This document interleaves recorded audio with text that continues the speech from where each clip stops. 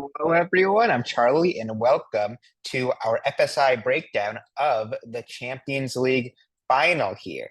Kind of the last bastion of big European club soccer here. Of course, we do have the Club World Cup in the summer. We'll see if DraftKings does anything for that. But for now, yeah, we've got this Champions League final here. PSG v Inter Milan. It is at a neutral ground, so there's no home field advantage here, first of all. In terms of our odds, PSG are the slight favorites here. Of course, it is a final though. Like we've seen a lot of upsets already in big European finals. Tottenham beating Man United. I think Tottenham started out as the underdogs there. Chelsea beat Betis. Of course, that was Betis were or Chelsea were the favorites. But like think of like Crystal Palace City. Crystal Palace was the underdog. Newcastle Liverpool. Newcastle was the underdog. So yeah, like it's really just kind of like I know PSG are the favorites, but like these games are essentially 50-50s because of how competitive these finals can be. It's just who wants it more on the day. In terms of our anytime goal contribution odds, Dembele leading odds there at plus 115, probably followed by Barcola, surprisingly over Kvaratskhelia and Doué. Interesting, they just have Barcola as the most likely attacker after Dembele. We'll see if he even starts first of all. When we get into projected lineups in a second, you'll see that they have Doué starting over him. But they're all similarly numbered anyway. And then Lautaro Martinez is the best Inter piece for goal contribution odds at plus 155. Now let's go into our projected lineups here for PSG. It's pretty much standard for them. The only real question is whether it is Barcola or Doué starting on the wing. I think like every other position is probably set here. For Inter Milan, probably same thing. Like this is the lineup that beat Barcelona over two legs. Like I don't really see any surprises I don't really see anything that would be different than this unless maybe like Augusto starts over DiMarco maybe. Like they split time pretty evenly. So like DiMarco will probably go 60, Augusto goes 60 if it goes like 120 say. And like whoever starts will probably just play like an hour and the other one will come in for him. And then for PSG subs, like Dembele, Kvaratskhelia are both pretty safe for minutes. Usually Doué and Barcola, like that's the question of whether who starts there, and one will come in for the other more likely than not. So yeah, just a couple of things to think about in terms of sub patterns. For Inter, Çalhanoğlu and Mkhitaryan, I wouldn't say are guaranteed minutes either. Like probably Barella's, I want to say the safest for minutes among this midfield three. Thuram probably gets sub. Lautaro even gets sub too. Like Inter not afraid to kind of sub both their strikers if need be. So that's just some game theory for you. Dumfries, I don't think will get subbed. That's like the 115th minute if this game goes extra time.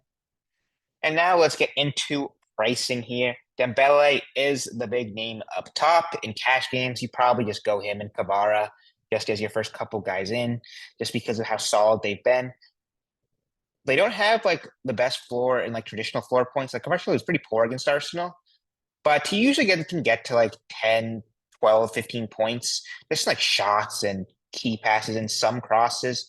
I didn't even talk about set pieces. What am I doing? I'm all over the place. You can tell I haven't recorded a video in a couple of weeks here. But for set pieces for PSG, it should be some combination of Mendes, Kvaratskhelia, Dembele, Doué. Like any of them could take. None of them could take. It could be one guy having monopoly. Maybe they split in some capacity. I don't worry about them too much just because they don't cross a ton of their corners anyways. Like you're playing them not really for their crossing floor. They just don't do that as a team, just in general. They're not a team that crosses a ton just because they're not a tall team. So there's no really need for them to do so. So like I'm not thinking about set pieces too much. However, I'm just thinking about like who's going to get the foul draws, shots, key passes, and goal contributions. Then for Inter, it should be DiMarco and Çalhanoğlu splitting. If we see Çalhanoğlu subbing, there's a chance that Barella ends up taking something, so keep that in mind as well. And if DiMarco gets subbed early and said they keep Çalhanoğlu on, like it could be a Çalhanoğlu monopoly. There's just a couple of more game theory things for you there as well as the set pieces. All right, and now we're kind of back on track here, pricing. Yeah, Dembele, Kvaratskhelia, I love them as plays in general.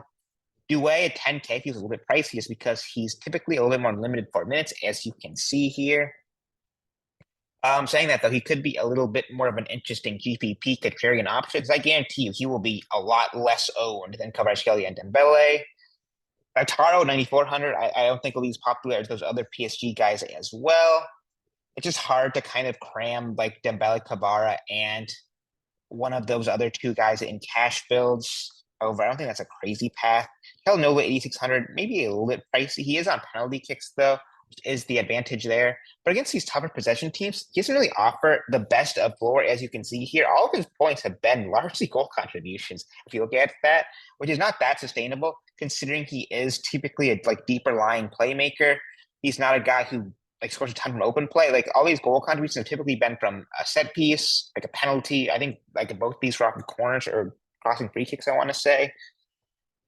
This final goal, I don't remember that. That might have been a pen as well. But like I said, like he doesn't. He's been getting more goal contributions than you'd expect from him in his position.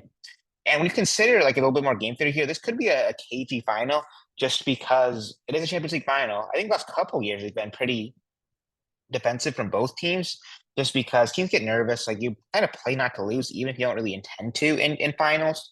We saw that against the Tottenham United Europa League final. Betis and Chelsea was different than that. But that's, I think, probably because they're just that early Betis goal kind of changed the whole thing, which I'm not saying we could definitely see in this game as well. Like an early goal always changes everything. But I think the longer this game goes scoreless, or the longer it takes for that first goal, the more likely it is to be more of a cagey match. And sure, like a super defensively solid team in general. So like it could definitely end up playing like that for sure, I feel like. But of course, once again, that just all changes depending on how early that first goal goes in and who scores it. Like if Inter score that first goal, PSG is going to dominate possession. They're going to kind of go for it. We could see a ton of goals in that scenario.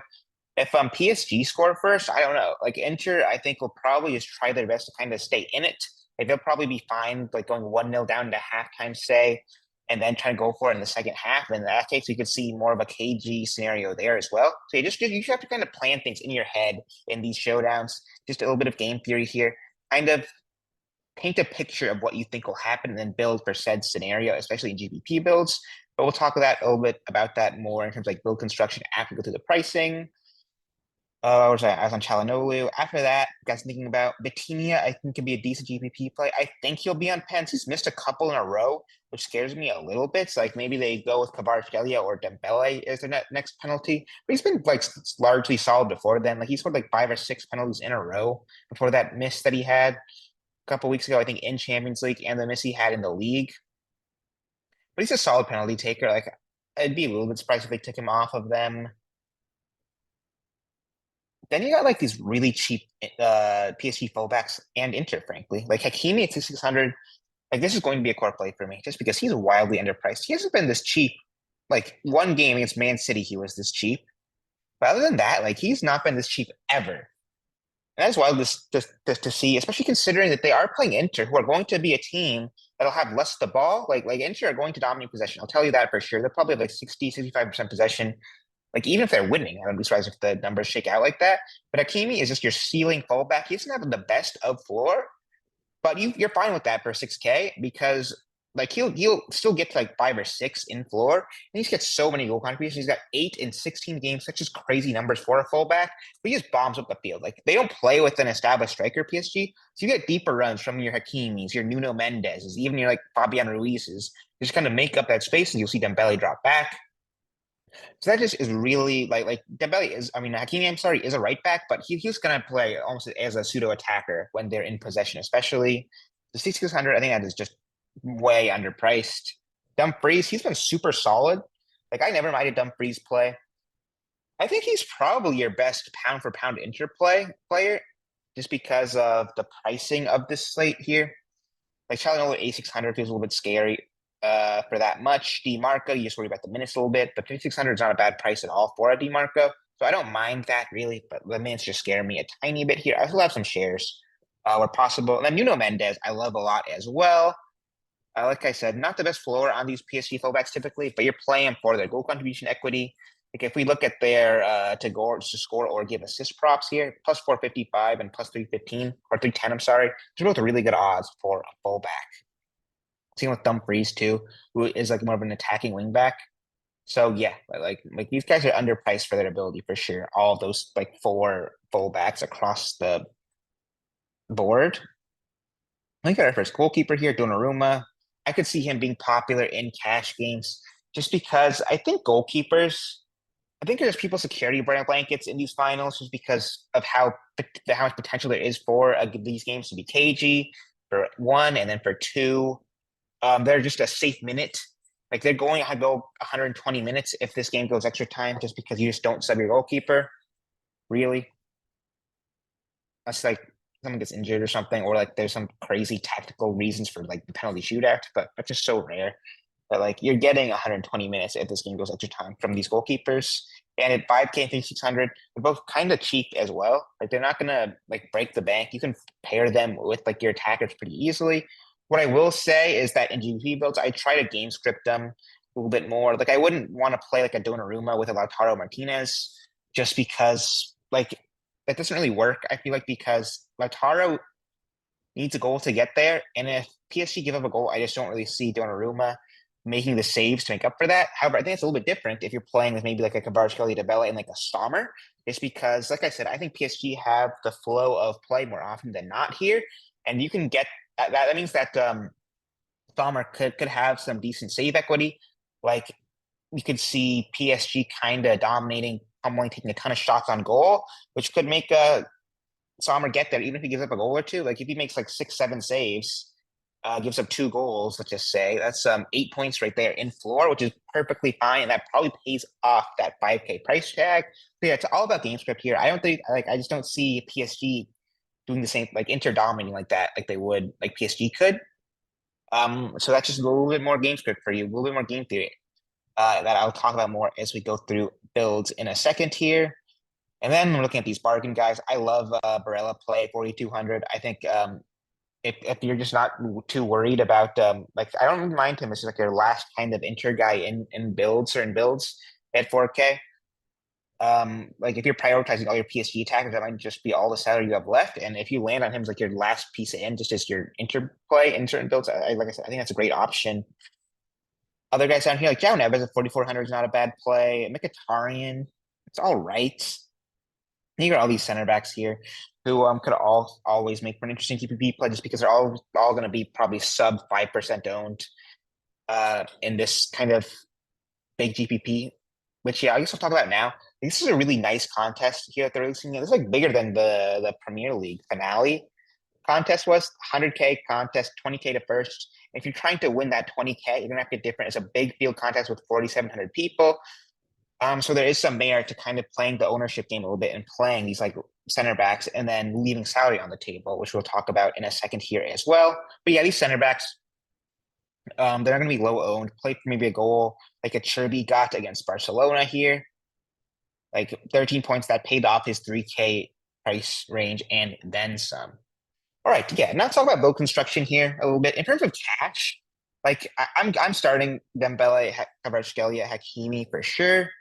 And then in terms of a captain option, I think it's tough here. I think we can argue for any of these guys.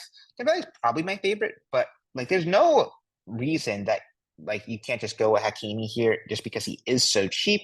You get a lot more salary to work with there, 6K per position. And you compare a Dembele captain, you only have 5,200. That's like $800 less per position, which can add up for sure.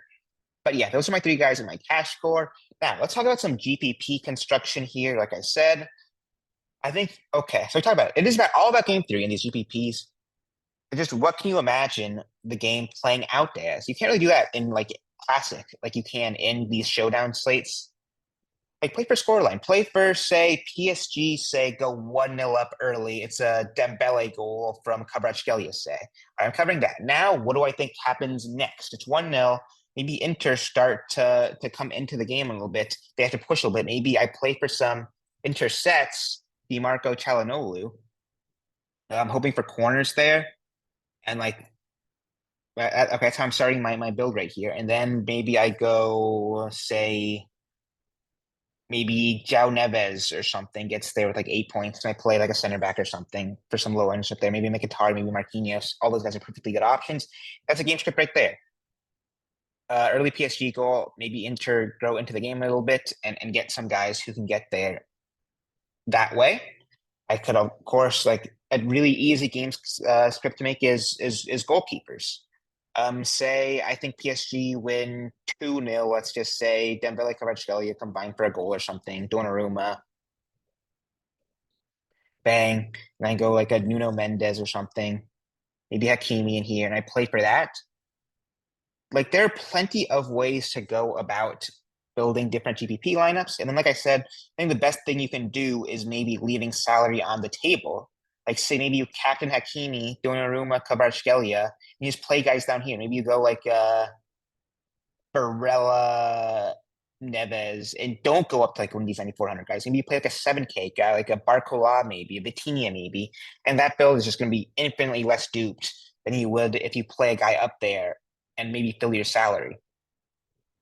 So yeah, that's just a couple of ways you maybe get different in GPP. As I said, game script, I think it's just such a huge edge in showdowns. But yeah, guys, that's all I got. There's going to be a lot of soccer coming up, I think, between Nations League next week still for international games, as well as hopefully we get Club World Cup and DraftKings. MLS is still going on, of course, as well. So despite these European seasons coming to an end, you can still make sure to check out the FSI website linked below where you can get access to the Discord where I do cores for every soccer slate available. I think other guys do stuff too. We got I think John Cool does stuff for golf there, Mega Ruler for NASCAR, as you've seen from like his YouTube videos. But yeah, guys, that's all I got for now. Good luck, and I'll see you for the next one. Peace.